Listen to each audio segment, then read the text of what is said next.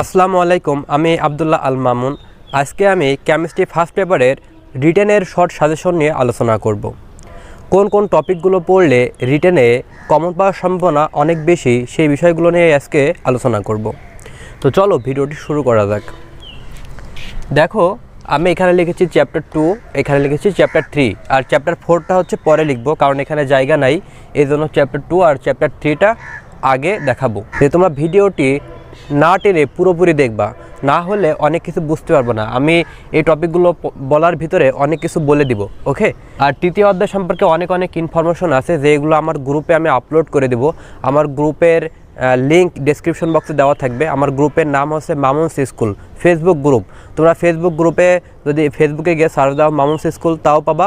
অথবা তোমরা যদি আমার ডেসক্রিপশন বক্সে যাও, ডেসক্রিপশন বক্সে গেলে ডেসক্রিপশন বক্সে লিঙ্কটা পেয়ে যাবা। ওখানে আমি তৃতীয় অধ্যায়ের জন্য যে কোশ্চেনগুলো পাওয়া লাগবে, এইগুলো মোটামুটি একটা আমার শিট আকারে আছে, সেইগুলো আমি দিয়ে দেবো আমার গ্রুপে, ওকে। তো অবশ্যই গ্রুপে জয়েন হয়ে থাকবা। আর ভিডিওটি না টেনে সম্পূর্ণ দেখো। প্রথমত বলি যে প্রথম অধ্যায় আর পঞ্চম অধ্যায় থেকে রিটেনের জন্য কোশ্চেন আসার সম্ভাবনা নাই। তাহলে কোশ্চেন আসবে কোত্থেকে? কোশ্চেন আসার সম্ভাবনা হচ্ছে দ্বিতীয় অধ্যায়, তৃতীয় অধ্যায় আর চতুর্থ অধ্যায়। এখন গত বছর দ্বিতীয় অধ্যায় আর চতুর্থ অধ্যায় থেকে কিন্তু কোশ্চেন আসছিল। সো এই বছর কিন্তু তৃতীয় অধ্যায় থেকে খুব বেশি আসার সম্ভাবনা রয়েছে। এবং তৃতীয় অধ্যায়ের শিট কিন্তু আমার গ্রুপে দিয়ে দেবো, যেটা বললাম আর কি। অবশ্যই গ্রুপে জয়েন হয়ে যাবা, ফেসবুক গ্রুপে, ওকে। তারপরেও আমরা দ্বিতীয় অধ্যায় আর চতুর্থ অধ্যায়ের কিছু টপিক অবশ্যই পড়ে রাখবো, ঠিক আছে। আচ্ছা, তো দেখো, দ্বিতীয় অধ্যায়ের জন্য আমি যে টপিকগুলো রেখেছি সেটা হচ্ছে রাদারফোর্ড পরমাণুর মডেল থেকে শুধুমাত্র আলফা কণা পরীক্ষাটা পড়লে হবে। রাদারফোর্ড পরমাণুর মডেল থেকে আলফা কণা পরীক্ষা। আলফা কণা পরীক্ষার জন্য তোমার কি কি উপকরণ লাগবে, কি কি উপাদান লাগবে, ঠিক আছে। তারপরে তোমার তিনটা আছে, পয়েন্ট আছে। এক ধরনের কণা হচ্ছে যে সরাসরি চলে যায়, আর এক ধরনের কণা যেটা হচ্ছে নিউক্লিয়াসের কাছাকাছি গেলে একটু বেঁকে যায়, আর প্রতি 20,000-এ একটা কণা তোমার হচ্ছে যে নিউক্লিয়াসে আঘাত খেয়ে ব্যাক আসে। এবং এর থেকে প্রমাণিত হয় যে নিউক্লিয়াসে কী থাকে, আসলে ধনাত্মক কণা থাকে। তো আলফা কণা পরীক্ষাটা বইতে খুব সুন্দর করে দেওয়া আছে, তোমরা ওখান থেকে চাইলে পড়ে নিতে পারো, ঠিক আছে। এরপর দেখো রাদারফোর্ড পরমাণু মডেলের সীমাবদ্ধতা। রাদারফোর্ড পরমাণু মডেলের সীমাবদ্ধতা একটু পড়ে রাখতে হবে। যদিও ভাবছো ভাই তো 9-10-এ পড়ে এসছি, এখানে আর কি দরকার, আসলে তাও পড়তে হবে। কারণ গত বছর বোর পরমাণু মডেল থেকেই কোশ্চেন এসছে, থিওরিটিক্যাল কোশ্চেন। কাজেই এই বছর যে আসবে না এর কোনো সম্ভাবনা নাই। আর সীমাবদ্ধতা অবশ্যই পড়ে রাখবা, অ্যাটলিস্ট 4টা পয়েন্ট, মিনিমাম 4টা পয়েন্ট পড়ে রাখবা। অনেক সীমাবদ্ধতা আছে। তোমরা জানো যে রাদারফোর্ড পরমাণু মডেল যখন দিচ্ছিল তখন হচ্ছে কি বলছিল, যে গ্রহের সাথে তুলনা করছিল রাদারফোর্ড পরমাণু মডেল। গ্রহের সাথে তুলনা করলে কি হয়, পুরোটাই ভুল। যে আমাদের রাদারফোর্ড পরমাণু মডেল যে ব্যাখ্যাটা ছিল এটা কিন্তু চার্জযুক্ত বস্তুর জন্য, কিন্তু গ্রহ কিন্তু চার্জবিহীন, ঠিক আছে। তারপরে ম্যাক্সওয়েল দেখাইছিল কোনো চার্জযুক্ত বস্তু যদি ঘোরে তাহলে সেটা নিউক্লিয়াসে পতন ঘটে, কিন্তু রাদারফোর্ড পরমাণু মডেল বলতেছে না, এটা ঘুরবে। এটা একটা সীমাবদ্ধতা। তো এরকম বেশ কিছু সীমাবদ্ধতা আছে, যেমন কক্ষপথের আকার আকৃতি সম্পর্কে রাদারফোর্ড কোনো ধারণা দেয় নাই। এরকম অনেকগুলো ত্রুটি আছে, তোমরা 4-5টা পয়েন্ট পড়ে রাখলে হবে, ওকে। এবার আসি বোর পরমাণুর মডেল। বোর পরমাণুর মডেলে যেটা পড়তে হবে সেটা হচ্ছে পরমাণুর মডেলটা পড়ে রাখবা। বোর পরমাণুর মডেল হচ্ছে 3টা জিনিসের উপর ভিত্তি করে প্রতিষ্ঠিত। একটা হচ্ছে কক্ষপথ সম্পর্কে, 2 নম্বর হচ্ছে তোমার কক্ষপথের শক্তি সম্পর্কে, নাম্বার 3 হচ্ছে যে প্লাঙ্কের ধ্রুবক রিলেটেড যে জিনিসটা আছে, হ্যাঁ, এই জিনিসটা তো মানে কৌণিক ভরবেগ রিলেটেড। তো 3টা জিনিসের উপর বেস করে কিন্তু আসলে আমাদের বোর পরমাণু মডেলটা প্রতিষ্ঠিত। তো এই পরমাণু মডেলটা ভালো করে পড়ে রাখবা। এছাড়া বোর পরমাণু মডেলতে হাইড্রোজেন পরমাণুর বর্ণালী একটি করে রেখার সৃষ্টি হওয়ার কথা, কিন্তু একাধিক রেখায় সৃষ্টি হয়, সেটা তোমরা জানো, যে লাইম্যান সিরিজ, বামা সিরিজ, পার্সেন সিরিজ, এই জিনিসগুলো পড়ে রাখবা, হাইড্রোজেন পরমাণুর বর্ণালী, ঠিক আছে। এবার বোর পরমাণু মডেলের সীমাবদ্ধতা পড়ে রাখবা। তোমরা 9-10 হয়তো 2টা সীমাবদ্ধতা পড়েছো, এখানে আরও এক্সট্রা 3টা পড়ে রাখবা, অর্থাৎ 4 থেকে 5টা মোটামুটি সীমাবদ্ধতা পড়ে রাখবা, ওকে। আচ্ছা, তো মেইন যে সীমাবদ্ধতা সেটা কি তোমরা হয়তো জানো, যে এক পরমাণু বিশিষ্ট বা এক আয়ন বিশিষ্ট পরমাণুর ক্ষেত্রে কি প্রযোজ্য, একাধিক পরমাণু বিশিষ্ট ক্ষেত্রে প্রযোজ্য না। এটা হচ্ছে মেইন যে সীমাবদ্ধতা। তো এছাড়া আরও কিছু সীমাবদ্ধতা আছে, সেগুলো একটু পড়ে রাখবা। এবার বোর পরমাণু মডেলের যে সাফল্য আছে আর উৎকর্ষতা আছে, যে বোর পরমাণু মডেলের আসলে সাফল্য কী আসলে তার মডেল থেকে জানা গেছে, কোথায় রাদারফোর্ড পরমাণু মডেলের কী জিনিসগুলো ভুল ছিল, সেই জিনিসগুলো সংশোধন করে বোর কীভাবে অ্যাড করেছে, কী জিনিসের জন্য সে বিখ্যাত, ঠিক আছে। এই জিনিসগুলো আর উৎকর্ষতা ও সাফল্য একটু পড়ে রাখতে হবে। গেল, তাহলে রাদারফোর্ড পরমাণু মডেল থেকে 2টা কোশ্চেন, বোর পরমাণু মডেল থেকে 3টা কোশ্চেন। এবং আরেকটা কোশ্চেন পড়তে হবে রাদারফোর্ড ও বোর পরমাণু মডেলের মধ্যে তুলনা। বোর পরমাণু মডেল যে ভালো, যে কেন ভালো, কী কারণে ভালো, এ সম্পর্কে তুমি কিছু কথা লিখবা। যেরকম রাদারফোর্ড পরমাণু মডেলের ক্ষেত্রে কি ইলেকট্রন তখন ঘোরে, তখন পতন ঘটে। বোর পরমাণু মডেলের ক্ষেত্রে কি হয়, পতন ঘটে না। তারপরে রাদারফোর্ড পরমাণু মডেল পরমাণু কক্ষপথ সম্পর্কে ধারণা দেয় নাই, কিন্তু বোর দিয়েছে। এরকম কিছু তুলনা একটু পড়ে রাখতে হবে, ঠিক আছে? 5টা পয়েন্ট পড়ে রাখতে হবে, 4 থেকে 5টা পয়েন্ট পড়লে হবে। ওকে, আচ্ছা, তাহলে রাদারফোর্ড পরমাণু মডেল ও বোর পরমাণু মডেল সম্পর্কিত গেল। এবারে সেই কোয়ান্টাম সংখ্যা সম্পর্কিত কোশ্চেন। এই বছর কোয়ান্টাম সংখ্যা সম্পর্কিত কোশ্চেন আসার সম্ভাবনা আছে, যদি এই অধ্যায় থেকে কোশ্চেন দেয়। কোয়ান্টাম সংখ্যা কি তোমরা 9-10-এ তোমরা ইন্টারমিডিয়েট একাডেমিকে পড়েছো, সেটা কি যে প্রধান কোয়ান্টাম সংখ্যা, সহকারী কোয়ান্টাম সংখ্যা, ম্যাগনেটিক কোয়ান্টাম সংখ্যা, এরকম স্পিন কোয়ান্টাম সংখ্যা, 4টা কোয়ান্টাম সংখ্যা আছে। তো এরকম বলতে পারে যে ম্যাঙ্গানিজের লাস্ট কক্ষপথে 4টা কোয়ান্টাম সংখ্যার ভ্যালুগুলো লেখো। তোমরা একাডেমিকে পড়েছো যেগুলো, এইগুলো খুব ভালো করে পড়তে হবে, ঠিক আছে? যদি ওদের থেকে আসে এই বছর কোয়ান্টাম সংখ্যা থেকে কিন্তু আসার সম্ভাবনা বেশি। তো অবশ্যই এই টপিকটা ভালো করে পড়বা। এবার সেই ইলেকট্রন বিন্যাস। ইলেকট্রন বিন্যাসের 3টা নীতি আছে, একটা আছে আউবাউ নীতি, একটা আছে যে তোমার হুন্ডের নীতি, আর একটা আছে পলিট বর্জন নীতি। এই প্রত্যেকটা পরমাণুর ক্ষেত্রে কি কোন জিনিসগুলো মানে, কোন জিনিসগুলো মানে না, একটু পড়ে রাখতে হবে। যেরকম প্যালাডিয়ামের ইলেকট্রন বিন্যাস দিতে পারে, প্যালাডিয়ামের ইলেকট্রন বিন্যাস কিন্তু হুন্ডের নীতি মানে না, ঠিক আছে? এরকম বেশ কিছু জিনিসপত্র এক্সেপশনাল যেগুলো আছে, যে এই ইলেকট্রন বিন্যাসটা হুন্ডের নীতি কেন মানে না, এই ইলেকট্রন বিন্যাসটা আউবাউ নীতি কেন মানে না। আবার দেখা যাচ্ছে যে পটাশিয়ামের 19তম ইলেকট্রন 3Dতে না যে 4s-এ কেন যায়, এটা কিন্তু তোমার সেই কোন নীতি পড়ে, এটা হচ্ছে তোমার আউবাউ নীতিতে পড়ে যায়। তো এই নীতিগুলো দিয়ে কোন ধরনের গুরুত্বপূর্ণ কোশ্চেনগুলো আছে বইতে তোমরা দেখলে পেয়ে যাবা। তোমরা জাস্ট এই নীতিগুলোর সাথে পরিচিত থাকলে হবে, ঠিক আছে? এবং ইলেকট্রন বিন্যাসগুলো দেখে রাখবা যে কোনটা ব্যতিক্রম, কোন নীতির জন্য কোন মূল্যটা ব্যতিক্রম, এগুলো একটু পড়ে রাখতে হবে। আচ্ছা, এবার দেখো এখানে লিখেছি দ্রাব্যতা। দ্রাব্যতা আসলে 4টা জিনিসের উপর নির্ভর করে। একটা হচ্ছে দ্রবের প্রকৃতি, একটা হচ্ছে দ্রাবকের প্রকৃতি, এরপরে হচ্ছে তাপমাত্রা আছে, চাপ আছে। এই জিনিসগুলোর উপরে কিন্তু ডিপেন্ড করে। তো এই পয়েন্টগুলো একটু পড়ে রাখবা। সাথে আরেকটা গুরুত্বপূর্ণ যে জিনিসটা সেটা এখানে লিখেছি, দেখো সোডিয়াম সালফেট। সোডিয়াম সালফেটের ক্ষেত্রে দ্রাব্যতা লেখটা আঁকাতে হবে, এবং এটার ক্ষেত্রে আসলে গ্রাফ থেকে তোমার ব্যাখ্যা দিতে হবে। তো তোমরা জানো যে সোডিয়াম সালফেট ইন্টু 10 অণু পানি 10 অণু হিসেবে থাকে। তো জেনারেলি সোডিয়াম সালফেটের গ্রাফটা উপরের দিকে দেয়, যে একটা সময় যে কী হয় 32.4 ডিগ্রিতে যে 10 অণু পানিটা সরে যায়। 10 অণু পানি সরে গেলে কি হয়, তখন সোডিয়াম সালফেটের গ্রাফ আবার নিচের দিকে নেমে যায়। তো এই গ্রাফটা সুন্দর করে রাখাতে হবে এবং এক্সপ্লেনেশনটা ভালো করে পড়তে হবে। তোমরা যে কোনো বইতে পেয়ে যাবা। তো অবশ্যই এই কোশ্চেনটা ভালো করে পড়তে হবে। তো দ্বিতীয় অধ্যায়ে মোটামুটি যদি এইগুলো পড়ো, এর সাথে আরেকটা জিনিস পড়তে হবে। একদম অধ্যায় শেষে দেখবে যে আয়ন শনাক্তকরণ আছে। ক্যাটায়নের আছে 8টা আর অ্যানায়নের আছে 3টা।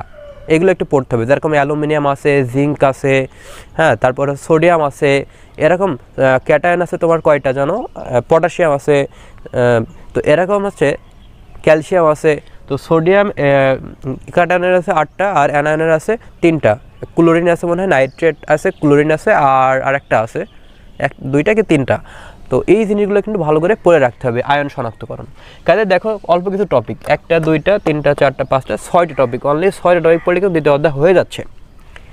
দ্বিতীয় অধ্যায় কিন্তু অনেক টপিক আছে, তোমরা জানো অনেক অধ্যায় আছে। যেরকম কি পাতন, আংশিক পাতন, হাবিজাবি, অনেক কিছু আছে, কিন্তু এত কিছু লাগবে না। জাস্ট এই 5-6টা টপিক পড়লে কিন্তু দ্বিতীয় অধ্যায় হয়ে যাচ্ছে রিটেনের জন্য। তবে এই টপিকগুলো খুবই ভালো করে পড়তে হবে। ওকে, এবার আসি তৃতীয় অধ্যায়ে।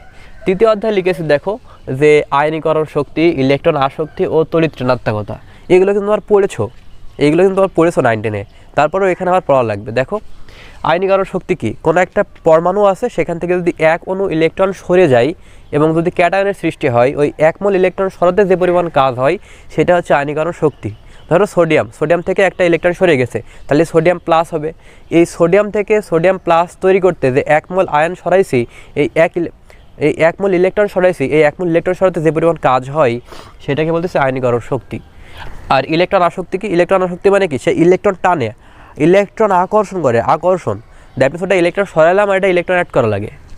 বুঝতে পারছো? এই হচ্ছে, এইগুলো পড়তে হবে। এবং আয়নীকরণের ক্ষেত্রে গ্রুপ ভিত্তিক সম্পর্ক কী, পর্দা ভিত্তিক সম্পর্ক কী, এগুলো একটু পড়তে হবে। তোমরা পড়েছো 19-এও যে একই পর্দায় বাম থেকে ডানে গেলে আয়নীকরণ শক্তির মান বৃদ্ধি পায়, কারণ পরমাণু যত বাম থেকে ডানে যায় তত কী হয়, যে পরমাণুর আকারটা ছোটো হয়, নিউক্লিয়াসের সাথে বাহ্যিক নিউক্লিয়াসের সাথে ইলেকট্রনের কি আকর্ষণ বৃদ্ধি পায়, পরমাণুর আকার ছোটো হয়ে যায়। এগুলো তোমরা পড়েছো, ঠিক আছে? খুবই ইজি। এই ক্যাটাগরি কোর্সগুলো একটু পড়তে হবে। ওকে, এবং সবগুলোর ব্যাখ্যা একই রকম। ইলেকট্রন আসক্তি বলো, তড়িৎ ঋণাত্মকতা বলো, সবগুলো একই রকম। বাম থেকে ডানে গেলে বাড়ে আর উপর থেকে নিচে গেলে কমে, ঠিক আছে?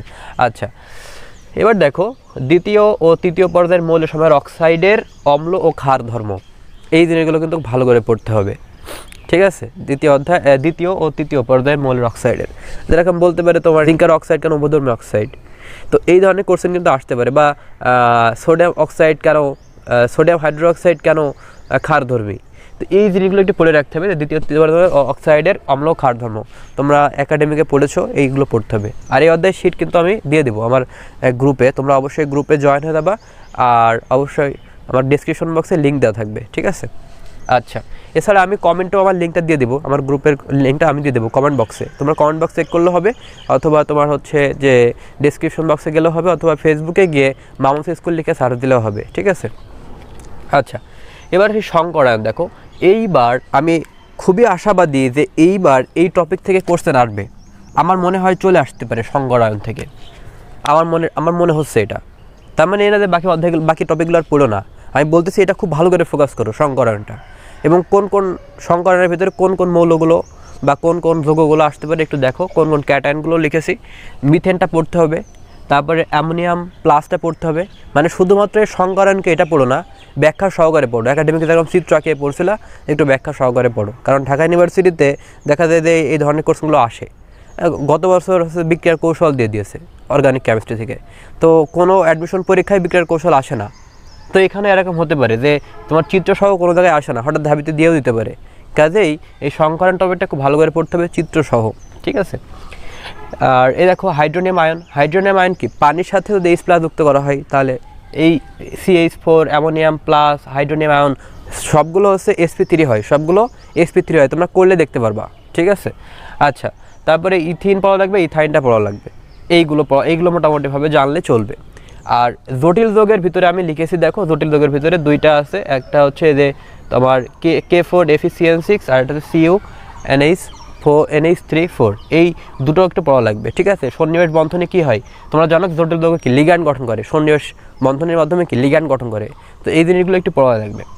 আর একটা জিনিস হতে পারে কি, সংকরায়নে এটা তুলনা আসতে পারে যে H2S এবং H2O, এই দুইটার তুলনা কিরকম, যে H2O H2S এদের ভিতরে বন্ধন কোণ এত ভিন্ন হয় কেন, যে পানির ক্ষেত্রে 104.5 ডিগ্রি হয়, আর H2S এর ক্ষেত্রে কেন 92 ডিগ্রি হয়, পার্থক্যটা আসলে কি? দুইটাই তো আসলে দেখো অক্সিজেনও গ্রুপ 16 মৌল, সালফারের গ্রুপ 16 মৌল, কিন্তু পার্থক্যটা কেন হয়? এর মেইন পার্থক্য হচ্ছে সালফারের শূন্য ডি অরবিটাল আছে, আর অক্সিজেনের 0 ডি অরবিটাল নাই, যার কারণে লন পেয়ার বন্ড পেয়ার বিকর্ষণ বল খুব বেশি হয়, যার কারণে H2S এর বন্ধন কোণের পরিমাণটা অনেক কমে যায়। একই রকম ব্যাখ্যা নাই NH3 এবং PH3 ক্ষেত্রে, কাজে এই জিনিসগুলো কিন্তু এক্সেপশনাল জিনিসগুলো কিন্তু পড়া লাগবে, ঠিক আছে। সংকরায়ন থেকে এই টপিকগুলো ভালো করে পড়া লাগবে। এছাড়া তোমাদের পড়া লাগবে ফাদানের নীতি পড়েছো, ক্যাটায়নের আকার যত ছোট হয়, তারপরে কি অ্যানায়নের আকার যত বড় হয় তত কি হয়, তড়িৎদ্যুতি বন্ধনের সমদ্বি বৈশিষ্ট্য বৃদ্ধি পায়। তড়িৎদ্যুতি বন্ধন মানে কি, আয়নিক বন্ধনের সমদ্বি বৈশিষ্ট্য কোনটা বৃদ্ধি পায়, এটা হচ্ছে ফাদানের নীতি। ক্যাটায়নের আকার যত ছোট হবে, অ্যানায়নের আকার তত বড় হবে। ক্যাটায়নের আকার যত ছোট হবে, তড়িৎদ্যুতি বন্ধনের সমদ্বি বৈশিষ্ট্য তত বৃদ্ধি পাবে, অ্যানায়নের আকার তত বড় হবে। একই পর্যায়ে বাম থেকে গেলে যার ক্যাটায়নের চার্জ বেশি হবে। আর দুইটা পরমাণু থাকলে কি, একটা ডি অরবিটালে থাকে আর একটা যদি p অরবিটালে থাকে, তাহলে দুইটার ভিতরে ডি অরবিটালে কোনটা আছে সেইটার সমদ্বি বৈশিষ্ট্য বৃদ্ধি পায়। এই চারটা কিন্তু ফাদারের নীতি, সো এইগুলো কিন্তু ভালো করে পড়তে হবে। এরপর সে হাইড্রোজেন বন্ধন তোমরা পড়েছো, ইন্টারমিডিয়েটে খুব ভালো করে পড়েছো, এখান থেকে কোশ্চেন আসে, এগুলো পড়তে হবে। যারা আমাদের H2O তরল কেন, H2S গ্যাস কেন, এই টাইপের কোশ্চেন আর কি, এবং খুব ভালো করে পড়তে হবে। যে তারপরে এমন আসতে পারে যে H2O দিয়ে ব্র্যাকেট দিয়ে N দিল, N দিয়ে মানে বরফ, অসংখ্য পানির অণু মিলে কি হয়, বরফ হয়। তা H2 দিয়ে ধরো এই হচ্ছে H2ON, এটা মানে হচ্ছে বরফ বোঝাই। তো এর ভিতরে কী ধরনের বন্ধন বিদ্যমান সেটা ব্যাখ্যা সহকারে লেখো। তো এর ভিতরে হাইড্রোজেন বন্ধন বিদ্যমান, অনেকগুলো পানির অণু কীভাবে গঠন করে চিত্রসহ দেখাবা, ঠিক আছে। তো এই ক্যাটাগরির কোশ্চেন কিন্তু পড়া লাগবে। এবং সর্বশেষ যে টপিকটা লিখেছে দেখো, সমযোজী বন্ধন ও সন্নিবেশ বন্ধন দুইটাই বিদ্যমান এমন কিছু মৌল দেখা যাচ্ছে লিখে দিল, বলো যে এগুলো চিহ্নিতকরণ করো। দেখা যাচ্ছে 10টা মৌল লিখে দিল অপশন দিয়ে, এরকম কমা দিয়ে বললো এর ভিতরে তোমার যেগুলো সমযোজী ও সন্নিবেশ উভয়ই বন্ধন গঠন করে সেই সমস্ত মৌলগুলো চিহ্নিত করো। দেখা যাচ্ছে 5টা চিহ্নিতকরণ করতে দিল বা 6টা চিহ্নিতকরণ করতে দিল 2 মার্কের, এরকম আসতে পারে। সো এই তৃতীয় অধ্যায়ের এই টপিকগুলো যদি ভালো করে পড়ো, আমার বিশ্বাস এই টপিকের ভিতর থেকে চলে আসার সম্ভাবনা আছে। ওকে, তো আমি দ্বিতীয় অধ্যায় আর তৃতীয় অধ্যায়ের যে টপিকগুলো পড়া লাগবে সেই টপিকগুলো নিয়ে আমি বিস্তারিত আলোচনা করলাম। তো এখন আমরা চলো চতুর্থ অধ্যায়ে কি কি টপিক রেখেছি সেই টপিকগুলো দেখি। তো চ্যাপ্টার 4-এর যে টপিকগুলো লিখেছি দেখো একটু, এখানে লিখেছি হার্ট ধ্রুবকের বৈশিষ্ট্য। হার্ট ধ্রুবকের বৈশিষ্ট্য 4-5টা মতো আছে। এই 4-5টা বৈশিষ্ট্য খুব ভালো করে পড়তে হবে এবং এই 4-5টা বৈশিষ্ট্যকে একটু অ্যানালাইসিস করতে হবে। এরপরে দেখো লিখেছি আর্হেনিয়াস ও ভেন্ট হপের সমীকরণ থেকে তাপ উৎপাদী ও তাপহারী বিক্রিয়ার গ্রাফ। অর্থাৎ আর্হেনিয়াস সমীকরণ থেকে তাপ উৎপাদী বিক্রিয়ার ক্ষেত্রে গ্রাফটা কেমন বা তাপহারী বিক্রিয়ার ক্ষেত্রে গ্রাফটা কেমন, সিমিলারতে ভেন্ট হপের ক্ষেত্রে তাপ উৎপাদী বিক্রিয়ার গ্রাফ কেমন এবং তাপহারী বিক্রিয়ার গ্রাফটা কেমন হবে এবং সাথে এক্সপ্লেনেশনটা ভালো করে বুঝতে হবে। এগুলো একটু পড়ে রাখবা, জাস্ট এই 2টা টপিক, ঠিক আছে। এখান থেকে গ্রাফ যদি দেয় তাহলে এখান থেকে গ্রাফ রিলেটেড এইগুলো কোশ্চেন আসতে পারে, সেটা হচ্ছে আর্হেনিয়াস থেকে আর ভেন্ট হপের সমীকরণ থেকে। এছাড়া আরেকটা জিনিস থেকে আসতে পারে, সেই জায়গাটা হচ্ছে আমি একটু পাশে লিখেছি দেখো, কেপির ভ্যালু যখন 1-এর থেকে বেশি বা কেসির ভ্যালু যখন 1-এর থেকে বেশি বা কেপির ভ্যালু যখন 1-এর থেকে কম, কেসির ভ্যালু যখন 1-এর থেকে কম, কেপি আর কেসির উভয়ের ভ্যালু যখন 1, তখন এই ক্ষেত্রে গ্রাফটা কেমন হবে সেই গ্রাফগুলো একটু জেনে রাখতে হবে। কারণ যে এই তোমরা জানো যে কেপি মানে কি, কেপি মানে হচ্ছে যে উৎপাদের আংশিক চাপ, আর এখানে হচ্ছে কি বিক্রিয়কের আংশিক চাপ। কাজেই দেখো যখন উৎপাদের পরিমাণ বেশি হবে তখন কেপির পরিমাণ বেশি হবে, যখন উৎপাদের পরিমাণ বেশি হবে তখন কেসির পরিমাণও বেশি হবে। আংশিক চাপ যখন বলি তখন হচ্ছে কেপি বলি, আর যখন ঘনমাত্রা বলি তখন বলি কেসি। কাজেই 2 ক্ষেত্রে কিন্তু আসলে উৎপাদের পরিমাণ বেশি হলে কেপি বা কেসির পরিমাণ বেশি হবে। সেক্ষেত্রে গ্রাফটা কেমন হবে, উপর থেকে নিচে নামবে না নিচ থেকে উপরে যাবে, এই জিনিসগুলো খুব ভালো করে বুঝতে হবে, ঠিক আছে। তো গ্রাফ থেকে দিলে এখানে আর এখান থেকে দিলে দিতে পারে, ঠিক আছে, একটু ভালো করে পড়তে হবে। আচ্ছা, এবার দেখো লিখেছি বিক্রিয়ায় সাম্য অবস্থায় তাপমাত্রা, চাপ, ঘনমাত্রার প্রভাব। এই টপিকটা তোমার 9-10-এ পড়েছো যে বিক্রিয়ায় সাম্য অবস্থার উপর তাপমাত্রার প্রভাব কি। তাপ উৎপাদী বিক্রিয়ার ক্ষেত্রে কি, যদি আমি আরও তাপ প্রয়োগ করি তাহলে বিক্রিয়াটা বাম দিকে যাবে, অর্থাৎ পশ্চাৎমুখী হবে, কারণ তার অনেক আগে থেকে তাপ আছে, এ তো আর বেশি তাপ দরকার নাই। তাপহারী বিক্রিয়ার ক্ষেত্রে কী হয়, তাপ প্রয়োগ করলে বিক্রিয়াটা ডান দিকে যায়। তারপরে চাপের প্রভাব কি, যে বিক্রিয়কের মোল সংখ্যা আর উৎপাদের মোল সংখ্যা দেখতে হবে।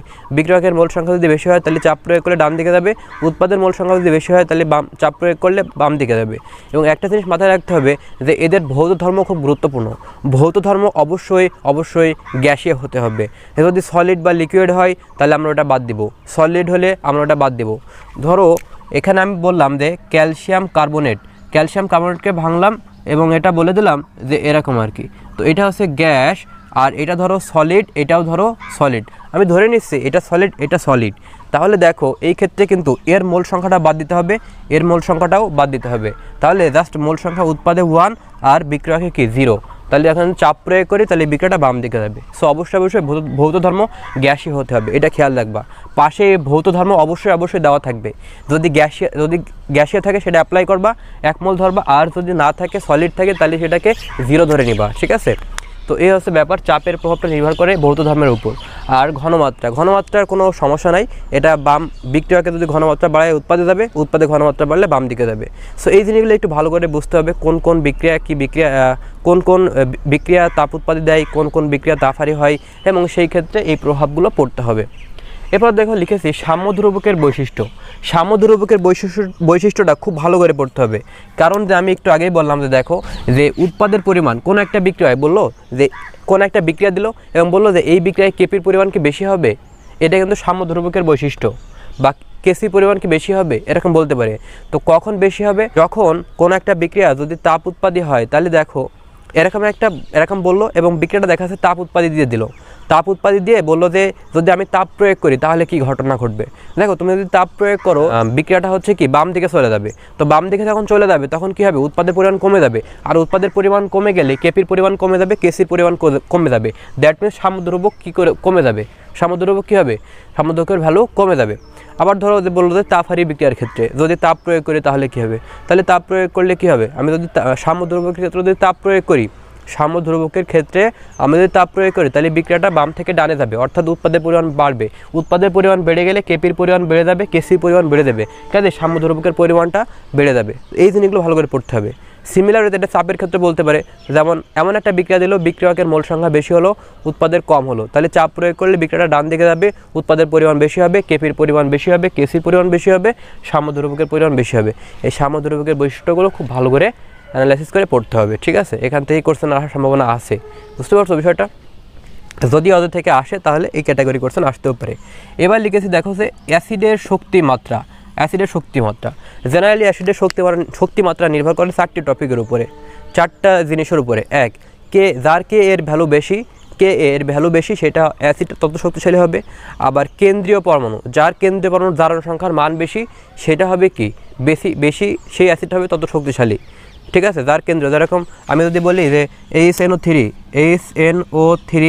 আর এটা বললাম যে HNO2, তাহলে দেখো জারণ সংখ্যা কিন্তু এটার ক্ষেত্রে বেশি হবে না। এটার ক্ষেত্রে হয়তো তুমি কত পাবানে 5 পাবানে, আর এটার ক্ষেত্রে তুমি +3 পাবানে। কাজে যার জারণ সংখ্যার ভ্যালু বেশি সেটা হবে কি তোমার অ্যাসিডটার তত শক্তিশালী বেশি হবে। এবং আরেকটা জিনিস হচ্ছে পরমাণুর আকারের উপরে। পরমাণুর আকার কখন হয়? যখন দুইটারই জারণ মান এই যে কেন্দ্রীয় মৌলের জারণ সংখ্যা যদি সমান হয় তাহলে দেখতে হবে কোনটার আকার ছোট। যেরকম আমি যদি বলি যে HNO3 আর HPO3, দেখো দুই ক্ষেত্রে কিন্তু জারণ মান তুমি +5 পাবা। দুই ক্ষেত্রে কী পাবা তুমি? জারণ মান কেন্দ্রীয় পরমাণুর +5 পাবা। কাজে এখানে দেখতে হবে কোন পরমাণুটা ছোট। কেন্দ্রীয় পরমাণু নাইট্রোজেন ছোট, তাই এটা বেশি শক্তিশালী হবে। এই জিনিসের উপরে এই জিনিসগুলো একটু ভালো করে পড়তে হবে, ঠিক আছে। এবার দেখো বাফার দ্রবণ। বাফার দ্রবণ কী করা লাগে? যে দুর্বল অ্যাসিড আর দুর্বল অ্যাসিডের লবণ লাগে, ঠিক আছে। তো এটা এই জিনিসগুলো একটু পড়তে হবে। দুর্বল অ্যাসিডের লবণ নিয়ে বাফার দ্রবণ কীভাবে তৈরি হয়, সেখানে অল্প মাত্রায় অ্যাসিড সংযোগ করলে কীভাবে পিএইচ এর মান অপরিবর্তিত থাকে, বাইরে থেকে কী পরিমাণ ওএইচ যুক্ত করলে অপরিবর্তিত থাকে, এগুলো কিন্তু ভালো করে পড়তে হবে, ঠিক আছে।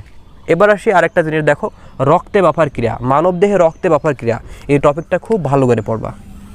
মানবদেহে রক্তে বাফার ক্রিয়া যে কোনো বইতে তুমি পেয়ে যাবা। এটা বাফার ক্রিয়া অর্থাৎ বাফার ক্রিয়ার মাধ্যমে আমাদের দেহে কি যে পিএইচের ভ্যালুটা প্রসম রাখে, কিভাবে রাখে, বাফার ক্রিয়া এখানে কীভাবে কাজ করে, এই জিনিসগুলো একটু পড়তে হবে। আচ্ছা, এবার লাস্ট যে টপিকটা সেটা হচ্ছে প্রশমন তাপ। প্রশমন তাপ তোমরা হয়তো পড়েছো যে দুইটাই যদি শক্তিশালী অ্যাসিড হয় তাহলে সেক্ষেত্রে প্রশমন তাপ কেমন হয়। একটা দুর্বল অ্যাসিড একটা দুর্বল ক্ষার হলে প্রশমন তাপ কেমন হয়, বা শক্তিশালী ক্ষার দুর্বল অ্যাসিড হলে কেমন হয়। দুইটা যদি দুর্বল অ্যাসিড হয় তাহলে সেক্ষেত্রে প্রশমন তাপের ভ্যালু কেমন হয় এবং এগুলো কেন হয়, এই জিনিসগুলো কিন্তু পড়েছো, ঠিক আছে। 4টা জিনিস আছে, এই 4টা জিনিস ভালো করে পড়তে হবে। তো যাই হোক, আমি আর ভিডিওটা দীর্ঘায়িত করতেছি না। এই চ্যাপ্টার 2, চ্যাপ্টার 3, চ্যাপ্টার 4-এর এই টপিকগুলো যদি ভালো করে পড়তে পারো আমার মনে হয় চলে আসবে। এবং তুমি যদি একটু পরিশ্রম করো এই 2, 3, 4 অধ্যায় পড়তে আমার মনে হয় 2 দিনের বেশি লাগার কথা না, ম্যাক্সিমাম 3 দিন লাগবে। ম্যাক্সিমাম 3 দিন, 3 দিন লাগে না আসলে। 2 দিন পড়লে হয়ে যাবে তোমার রিটেন সিলেবাস কমপ্লিট। এত কিছু খাটাখাটি করার কোনো দরকার নাই, বুঝতে পারছো বিষয়টা। তুমি যদি এখান থেকে পড়তে পারো মনে হয় যে মোটামুটি রিটেনের যা আসবে এই টপিক থেকে মোটামুটি কমন তুমি পেয়ে যাবা। তো আরেকটা কথা বলে রাখি যে কেমিস্ট্রিতে কোনো ডেফিনেশন পড়া লাগবে না। কেমিস্ট্রি ফার্স্ট পেপারে কিন্তু অনেক ডেফিনেশন আছে, বিভিন্ন জায়গায় ডিফারেন্ট টাইপের ডেফিনেশন আছে। একটা ডেফিনেশনও পড়া লাগবে না, ঠিক আছে। তোমার সিলেবাস কমে গেল না, রিটেনের সিলেবাস, তোমার রিটেনের সিলেবাস কিন্তু কমে গেল, ঠিক আছে। তো যাই হোক, কেমিস্ট্রি ফার্স্ট পেপারে এই সাজেশনটাই মোটামুটি পড়বা। আর কেমিস্ট্রি সেকেন্ড পেপারের আমি যে সাজেশনটা দেবো সেটা 2টা পর্বে ভাগ করব। এক হচ্ছে যে জৈব যৌগ বাদে বাকি যে 4টা চ্যাপ্টার আছে সেখান থেকে কী ধরনের রিটেন আসতে পারে সেটা, আর আরেকটা হচ্ছে শুধুমাত্র জৈব যৌগ থেকে কী ধরনের কোশ্চেন আসতে পারে সেইটা, রিটেন সাজেশন, ঠিক আছে। তোমরা এই ভিডিওটা অবশ্যই শেয়ার করে দিবা। আমি খুবই সকালে উঠে রোজা থেকে তোমাদের জন্য আমি ভিডিও বানাই, আর সেই ভিডিওটা তোমরা যদি শেয়ার না করো খুবই খারাপ লাগবে, ঠিক আছে। আমি তোমাদের কাছে একটাই আশা করব, ভিডিওটা তোমরা শেয়ার করো প্রচুর পরিমাণে, তোমার ফ্রেন্ডদেরকে জানাও, তারাও যাতে আমার ভিডিও দেখে উপকৃত হতে পারে, তবে আমার সার্থকতা, ঠিক আছে। আচ্ছা, তো এই গেল। তো আমি আজকের এই ভিডিওটা আর দীর্ঘায়িত না করি। আজকের ভিডিওটা সম্পর্কে যদি তোমার কোনো কোশ্চেন বা কোনো মতামত থাকে তাহলে অবশ্যই কমেন্ট বক্সে জানিয়ে দেবা। নেক্সট কী টাইপের ভিডিও চাও সেটা তোমরা কমেন্ট বক্সে জানিয়ে দাও। আর নেক্সট ভিডিও পাওয়া পর্যন্ত অপেক্ষা করো। সে পর্যন্ত সবাই ভালো থাকো। ধন্যবাদ সবাইকে।